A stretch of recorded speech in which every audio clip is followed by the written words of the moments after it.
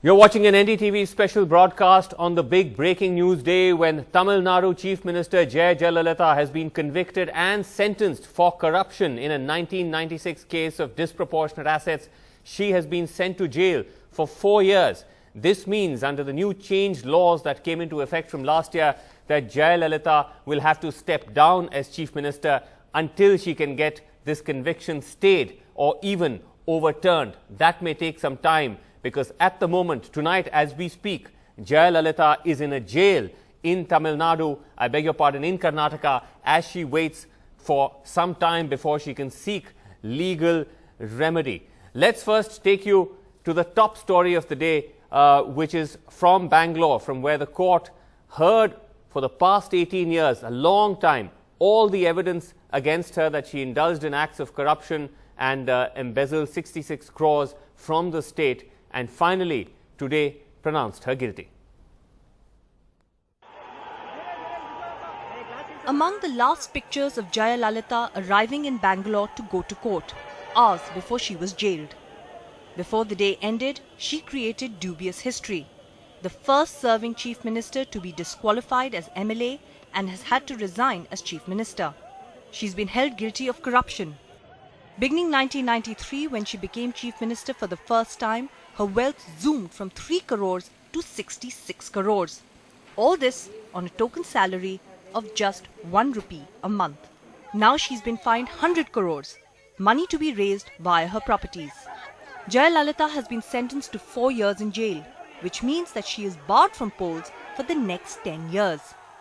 That's hugely damaging, considering she swept the 2011 and the recent general elections.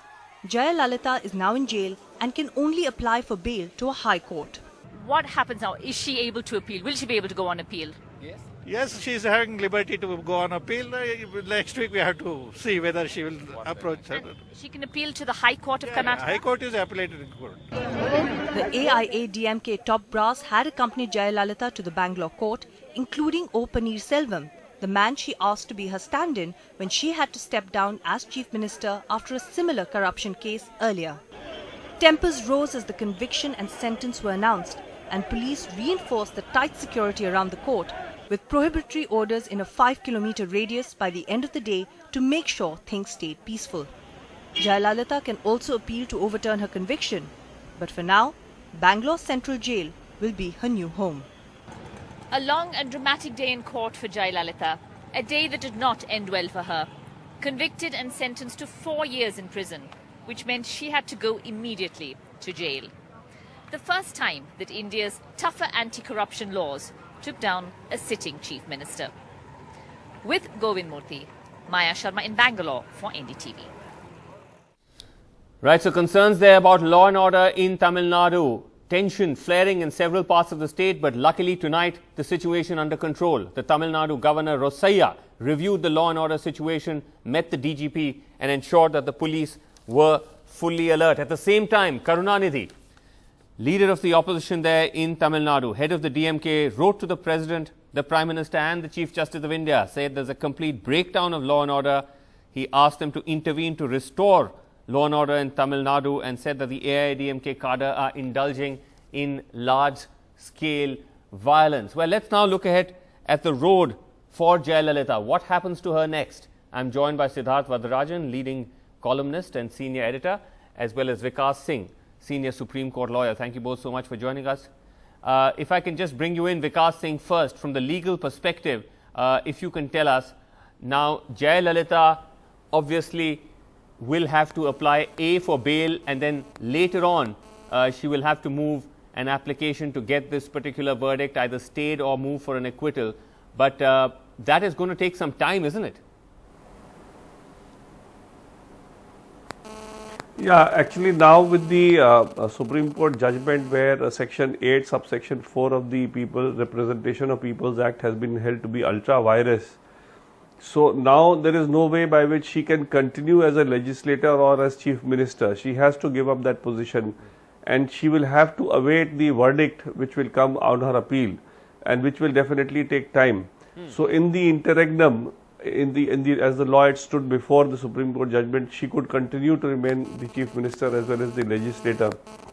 But now there is no way out. She has to give up that position. Now, if you balance the equities, earlier what used to happen, that if you had to file this appeal and wait for the outcome of the appeal and continue as a legislator, as a convicted person, you virtually were governing the state. Yes. So now with this landmark judgment of the Supreme Court, even though you may be acquitted later on in appeal, since the conviction has already been held by a competent court, which has examined all the evidence at the first instance. Yes. So now the person after conviction cannot continue to occupy that office. So she has to going step to down happen is that straight even away. if you get acquittal later on, Yes. this period definitely has to be out of office.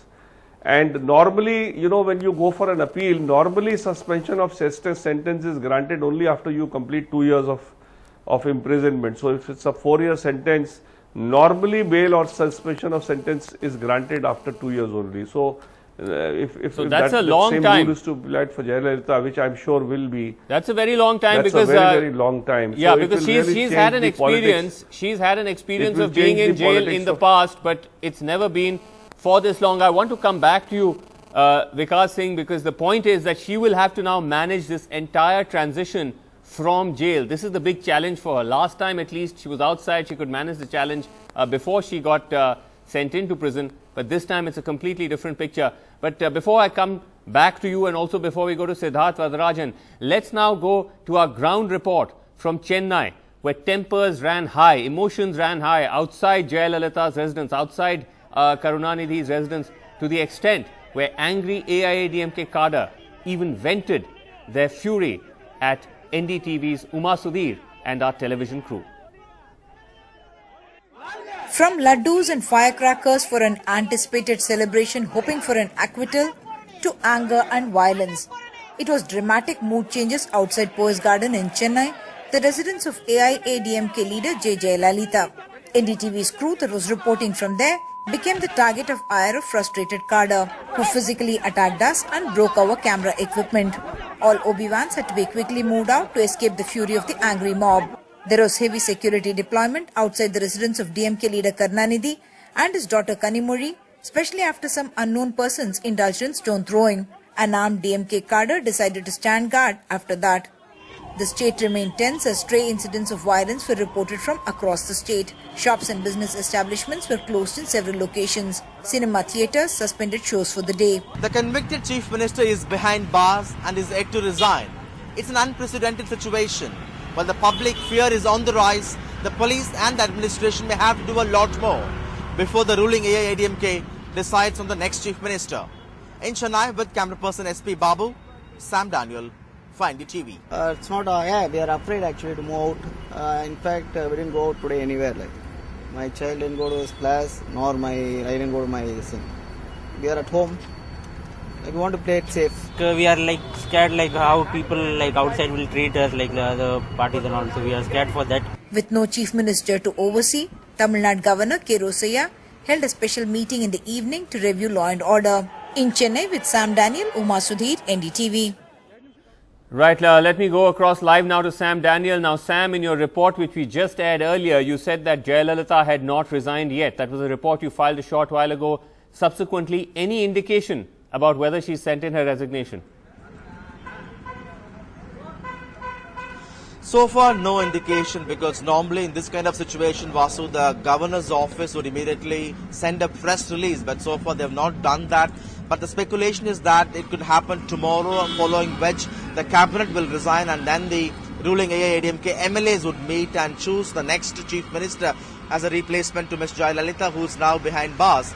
And as of now, as we speak now, the situation has turned a lot better. The situation may be tense but still under control. Chennai actually had shut down much earlier, around 3 o'clock this evening. All the shops and most shops and business establishments had shut down. Traffic in many areas came to a standstill. In fact, if I can show this particular supermarket, which says it will be normally open till 11 o'clock in the night, Many say this was shut by 3 o'clock. That's the kind of the fear factor many say they have. And now the governor has technically taken control of the situation now that there is no second in command in Jayalalitha's cabinet to steer the administration. And he had summoned the Chief Secretary, the DGP and the Chennai Police Commissioner to get himself apprised of the ground reality of the law and order situation. And he has also instructed them to maintain law and order. And that's something the people want quickly done, that the fear of going out, that has to be quelled. The police have to do a lot more to make sure that the people feel a lot safer to come out, no matter what political developments happen outside or in Bangalore. Right, Sam. So you're saying that, I mean, two things. One is no resignation indication yet from Jayalalitha. B, some of those pictures that we've been showing you actually on the screen were from earlier in the day, and they were from Jayalalitha's residence, which is why they seem dramatic.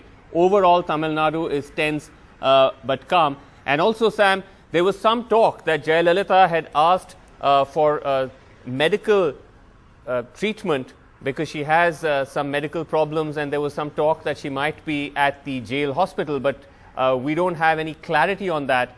Is she at the jail hospital, do we know, or is she in jail itself? Any information on that? Our understanding till at least 1 hour back, Vasu, is that she is very much in the jail. She has been given a separate cell. That's what we come to understand from the AIADMK lawyers. But they have not yet, at least officially, told about the medical requirements and whether she would like to go and get herself admitted in a hospital citing her medical condition. But yes, that's true that she has certain medical issues, and she might actually approach the jail authorities for treatment or actually for that kind of a facility which would give her. That's right, yes. Okay, so we'll of course wait for details of that, but also of whether or not the resignation actually happens overnight or in the morning. Thanks very much indeed, Sam Daniel, for joining us in this unprecedented situation in Tamil Nadu. Let me go across now to Siddharth Varadarajan. Siddharth, thanks so much for joining us. Now, a very, very strong signal being sent out by the court today using this new law, the new amendment that's happened, which comes into play for the first time in Jayalalitha's case. Not only has there been the conviction and sentencing, but there's also been this 100 crore penalty, which again, and correct me if I'm wrong, I don't remember this in too many previous instances, which is actually a way of saying to the high and mighty that, look, not only are we going to put you in jail, but we're also going to recover the money that you have siphoned off through corruption. Vasu, there's a phrase in Hindi, ki lene ke dene pad gaye. So in other words, the message the court is sending to politicians is that fine, you can collect while you're in power, but you can, the law will catch up and you have to cough up more than what you collect. So this is a strong message. I think the jailing part, even though the figure of 100 crores seems very dramatic for us, for politicians who have amassed, money in the thousands of crores, and we know that they exist, perhaps that's not such a big deal. For them, the jailing for 4 years and the 10-year exile from electoral politics would be perhaps a higher price. Yes. But this is a message. I think there's nobody who wouldn't be happy that the rule of law is being enforced in this way, except AIADMK cadres. But I'm not sure though how that politicians will draw the kind of lesson that they ought to though from this. Right. Now, Siddharth, with the whole transition thing, obviously we know that with the AIADMK being the sort of party it is, it's completely a one-person show. So I think to that extent, it won't plunge the party into the sort of political crisis we might see in other states. Most probably Jayalalitha will have some other notional figurehead there in place like she did last time. We'll actually put that graphic up on the screen with all the names, though those names are not really germane to the discussion at the moment. But it will be a challenge, isn't it, Siddharth? Because she will have to manage all of this from behind bars. And she'll have to do this sort of proxy remote controlling of an entire state government from jail. There are two things that work in her favor. One, the nature of the AIADMK as a party, there is a technical in which she is a supreme commander. There are no number 2s, 3s, 4s, 5s. There's no deputies. She is the party and the party is her. That old adage about Indra and the Congress, or Indra is India, India is Indra. This is true for Jayalalitha and the ADMK. And so there is no threat to her own supremacy within the party. So she can nominate whoever she likes, and that person will rule in her name. And that's the way it was in 2001 when Paneerselvam was installed. Yes. The second thing that's going for her is that this conviction has come at a time of enormous political strength for the ADMK. Let's remember that they won 37 out of 39 seats in the Lok Sabha elections. They're arguably at their strongest, in terms of electoral performance. And elections in the state aren't due for another 2 years. Yes. So this 2-year period is enough to keep the party together, keep the cadres together, because you are still in power and you cannot be dislodged by the DMK or by anybody. No, that's true. And also, and 2 years gives her enough time to work out rhythms of patterns of communication and control, so that that remote that she will have in her hand will be exercised fully by her, and she will command the party to do her bidding. Well, that will be highly unusual, but anything is possible in Indian politics. I just want a last quick word from you, Vikas Singh, about this particular case, because remember, Jayalalitha has faced a slew of corruption cases during her political career, and she's managed to get acquittals in most of them. But this one, a disproportionate assets case, where it's alleged that, as our report said, she started off with a notional salary of 1 rupee, but then she supposedly amassed 66 crores, which may not seem like very much in today's context, but this is, of course, we're talking of almost 20 years ago, that they found in a house vast amounts of cash, 800 kgs of silver, 28 kgs of gold, etc., etc. Will the evidence in this be stronger? Will the legal case in this particular instance be stronger and make it more difficult for her to get an acquittal, unlike in previous cases? Of course, well, although in today's context, the way these politicians have been amassing money, whatever she has done or whatever has come on record is peanuts. But, the kind of evidence, if you see, we every day deal with cases where a bureaucrat faces a imprisonment for having a couple of thousands extra than which he is not able to explain, and the matter goes right up to Supreme Court, and sometimes the conviction is upheld. But the bigger problem which Jayalalitha will face is, if you draw a parallel with what Lalu Yadav had faced. Lalu Yadav fortunately had trial within the same state where he was in power. So when he installed Rabri Devi as the chief minister, he could notify a guest house as a prison.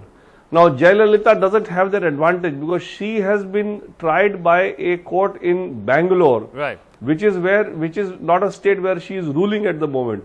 So she'll have to go to a regular prison if she is not able to manage the hospital. Now Lalu Yadav, because of being declared a guest house as a prison, yes, he could virtually have complete access to all government files. Right, that's and true. He could edit stuff from wherever he was. But the walls of prison. But if she puts up a dummy, yes, the dummy ultimately will have to take decisions himself or herself, and Jayalalitha will not be able to give that kind of support which Lalu Yadav could do at that point of time. Yes, no, that's true. I think it's going to be a much bigger challenge for her. How things will shape up in the days to come. Yes. No, absolutely. I think it's going to be a much bigger challenge for her. And we'll also have to wait and see how the centre is going to play this, how closely they're watching this. Subramaniam Swamy has floated the president's rule balloon. But of course, at the moment, it's unlikely anyone in the government is going to take that seriously. But that will also be an interesting factor. We'll keep a close eye on this big story in the next 24 hours. And going forward. Thank you both so much, Siddharth Varadarajan, Vikas Singh, for joining us. We'll leave it there, but we'll continue to track this big story. For the moment, from all of us here, good night.